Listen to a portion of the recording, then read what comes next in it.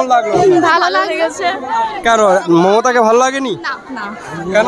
ভাইজানকে খুব পছন্দ, ভাইজান আমাদের জানের জান। উপস্থিত দিচ্ছে এবং আপনাদের লেখাপড়া আমাদের প্রাপ্য আমাদের দিচ্ছে, ওরা নিজের টাকা থেকে তো দিচ্ছে না। এবং প্রতিটি বাড়ির মা বোনেদের জন্য লক্ষ্মীর ভান্ডার 500 থেকে 1000 টাকা দিচ্ছে, তো মমতাকে বিরোধী করছেন কেন? আমাদের যেরকম ট্যাক্স নিচ্ছে, আমাদের প্রতিটা জিনিস থেকে তো ট্যাক্স নিচ্ছে, সেই টাকা নিয়ে দিচ্ছে, তার সামান্য টাকা আমরা পাচ্ছি না। 500 টাকা মানে সামান্য তার কাছে। লোকসভা আপনি কাকে প্রার্থী হিসেবে? আইএসএফ। কেন আপনাদের দিদি এত লক্ষ্মীর ভান্ডার দিচ্ছে, আরো অনেক কিছু প্রকল্প? ওসব কিছু আমরা চাই না, আমরা শুধু চাই ভাইজানকে। দিদি আপনাদের এত কিছু দিচ্ছে, 500 ছিল 1000 দিচ্ছে এবং আরো অনেক কিছু প্রকল্প দিচ্ছে, তবু আপনারা ভাইজান করবেন? হ্যাঁ, আমাদের ভাইজান ভালো লাগে তাই ভাইজান করবো। আচ্ছা, আপনি কাকে চান?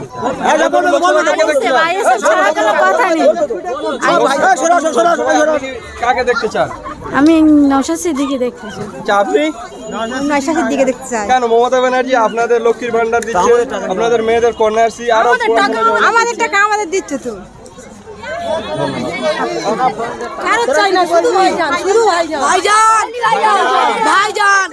আপনারা মথুরাপুর লোকসভায় কাকে চান? আমরা ভাইজানকে চাই। কেন দিদি আপনাদের লক্ষ্মীর ভান্ডার দিচ্ছে, 500 ছিল 1000 দিচ্ছে এবং আরো অনেক কিছু দিচ্ছে, আমাদের টাকা নিয়ে আমাদের দিচ্ছে। তাহলে আপনি এই মথুরাপুর লোকসভায় কাকে প্রার্থী হিসেবে দেখতে চান? ভাইজানকে। নওশাদ সিদ্দিকীর মিটিং এসে তোমার কেমন লাগলো? ভালো লেগেছে। তাহলে নওশাদ সিদ্দিকীকে ভোট দেবেন নাকি? হ্যাঁ, ওনার দিতে আমি। তাহলে এই মথুরাপুর লোকসভায় আপনি কি নওশাদ সিদ্দিকী চান? ভাইজানকে চাই। আচ্ছা, আপনি? আমিও ভাইজানকে চাই। তাহলে মথুরাপুর আপনাদেরকেও দিদি টাকা দিচ্ছে তো, 500 টাকা দিলে আমাদের টাকা নিয়ে আমাদের তো দিচ্ছে। মানুষ চাইছে যে নওশাদ সিদ্দিকী যে হিসেবে মানে প্রতিনিধি যেরকম পরিষেবা দেবে, প্রতিশ্রুতি দিচ্ছে, আশা করি সেই দিকে যাওয়া অবশ্যই দরকার। কিন্তু মুখ্যমন্ত্রী তো মেয়েদের জন্য, মায়েদের জন্য লক্ষ্মীর ভান্ডার 500 থেকে 1000 টাকা করেছেন, তবুও মমতাকে বিরোধী করবেন কেন? কেন এদিকে আমাদের নেই, আমাদের দিচ্ছে, আলু পেঁয়াজের দাম বাড়ছে, হ্যাঁ, সমস্ত কিছু মানে মূল্যের উপর বেড়িয়ে দিচ্ছে, সে তার থেকে আমাদেরকে মানে আপনাদের ইমাম ভাতা, মুয়াজ্জিন ভাতা দেওয়া হচ্ছে, তবু আপনাদের এত ক্ষোভ কেন? ইমাম ভাতা আজকে সমস্ত কর্মীদের মানিয়ে বাড়িয়েছে, ইমাম ভাতাদের কী দিয়েছে, হ্যাঁ, 500 টাকা মাত্র বাড়িয়েছে, তাদের কোনো সংখ্যালঘু লোকেরা খুশি নয়, ইমাম মুয়াজ্জিনরা খুশি নয়। আপনার নাম? আমার নাম কুতুবুদ্দিন। খুব ভালো লাগলো, কথাবার্তাটা খুব ভালো লাগলো, আমাদের খুব ধন্যবাদ, ওনার খুব ভালোবাসি। যাই হোক, আমরা ভাইজানকে ভালোবাসি, সেই ভাইজানকে আমরা ভোট দিচ্ছি এবং দেবো।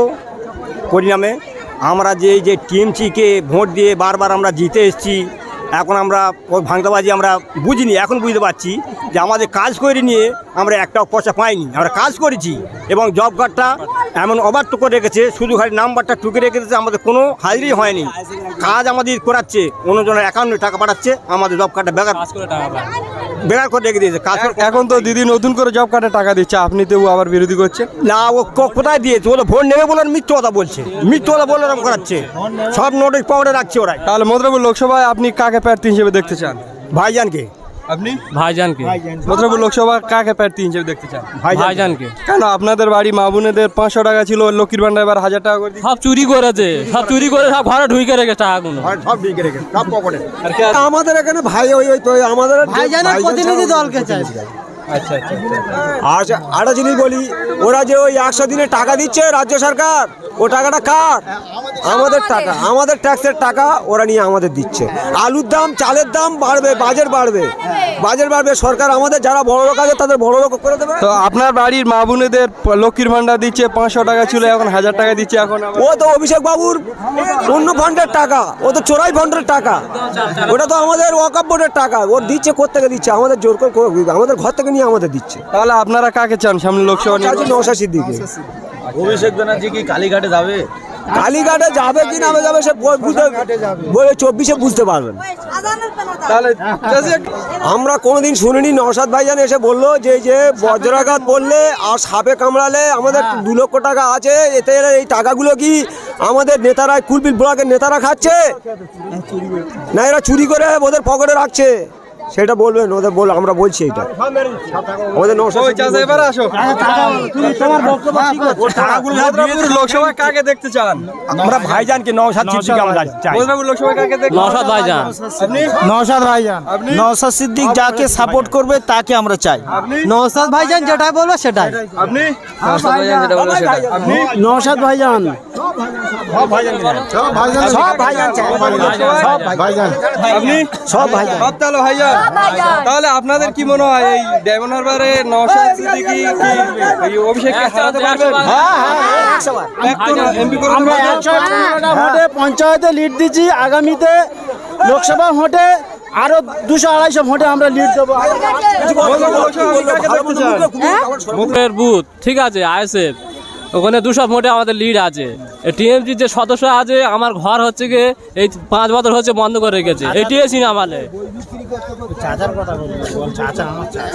আপনি মথুরাপুর লোকসভায় কাকে দেখতে চান? নওশাদ সিদ্দিকী ভাইজান। কেন নওশাদ মমতা ব্যানার্জি এত প্রকল্প দিচ্ছে আপনাদের বাড়ি মায়াপুর, চোরের প্রকল্প, চোরের প্রকল্প, প্রকল্প মানে চোরের প্রকল্প। আপনি কাকে দেখতে চান? নওশাদ সিদ্দিকীকে দেখতে চাই। কেন মমতা ব্যানার্জি এত উন্নয়ন করছে, রাস্তাঘাট কোনো এবং উন্নয়ন মায়েদের আছে? লোক এর কোনো উন্নয়ন নেই, দেখতে পাচ্ছি না, নামে উন্নয়ন, কাজে কোনো কিছু হচ্ছে না। আপনি কাকে চান? আমি তো নওশাদ সিদ্দিকী ছাড়া তো যতদিন বাঁচবো হয়তো করব না।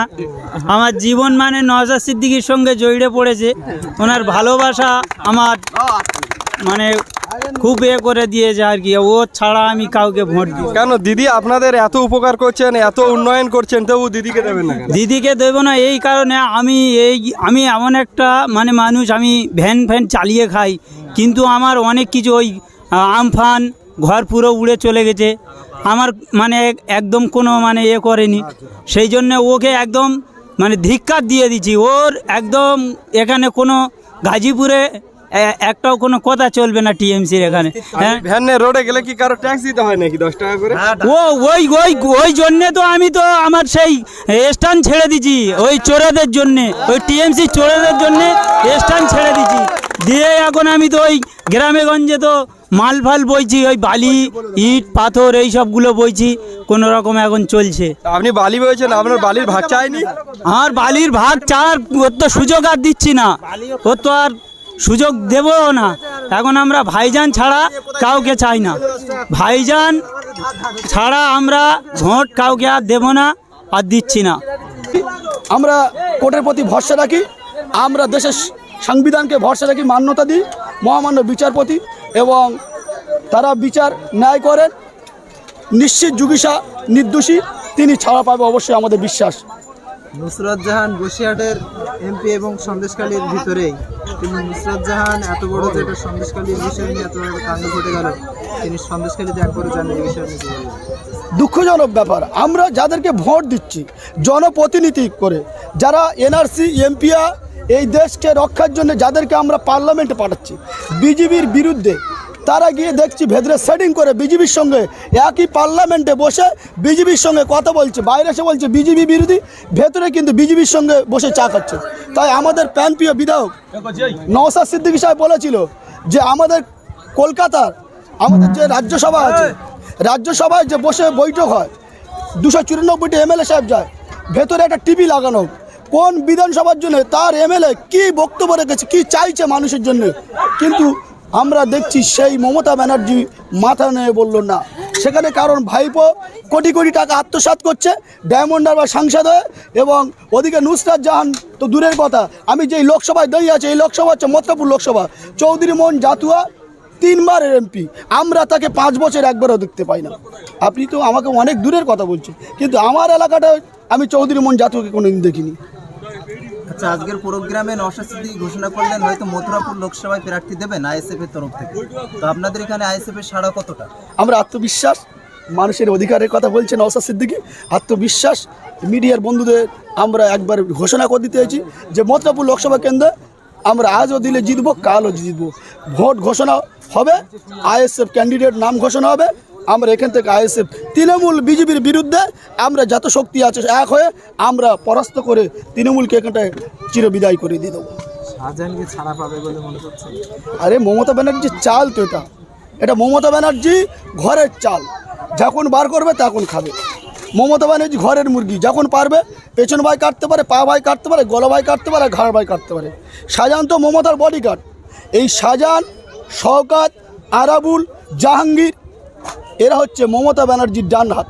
এরা যেটাই করবে মমতা ব্যানার্জি সেটাই মানতে হবে, কারণ এদের দ্বারা মমতা ব্যানার্জি এদের নেতা। এরা চুরি ডাকাতি সব মমতার কাছ থেকে শিখেছে।